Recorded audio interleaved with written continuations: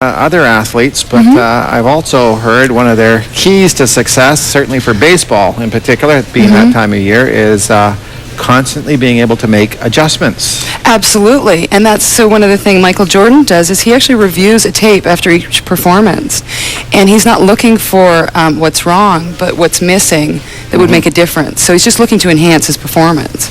And that's what we want to look at in terms of being successful in our lives, is constantly evaluating. It may not be broken, it doesn't need fixing, but where can we actually just make some little shifts that are really going to have a difference be present? Michael Jordan had one of the greatest careers of all time insofar as basketball is concerned. I use the baseball analogy because they always talk about that in terms of a brand new batter that comes up and he goes around the league first time and sets the league on fire. Yeah. And then comes around a second time, same teams fix him, find a weakness, and unless he makes that adjustment, he's in trouble. It's okay if you've got a tape system and a network following you, or your company could record your physical efforts, but what do you do if you're an individual and you don't have sort of a playback button on our day's activities? Well, I mean, one of the things is to sort of sit down and reflect.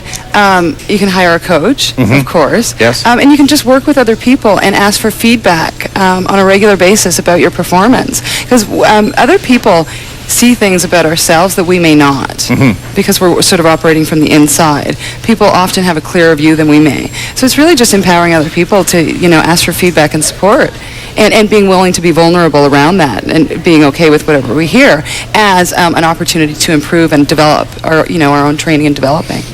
Some companies have performance reviews, but that seems in some instances to be more like waiting until the end of the school year and then you're going over your report card. Exactly. As opposed to modifications along the way. Yeah, because it should be something that's like on an ongoing basis, like every couple of weeks that you're just looking and reviewing and going, where's the opportunity here? And it may be that you want to take risks. It may be that you have some patterns that aren't, effective for you, so interrupting those patterns, and which is just a matter of shifting and starting to do things the opposite of the way you do them.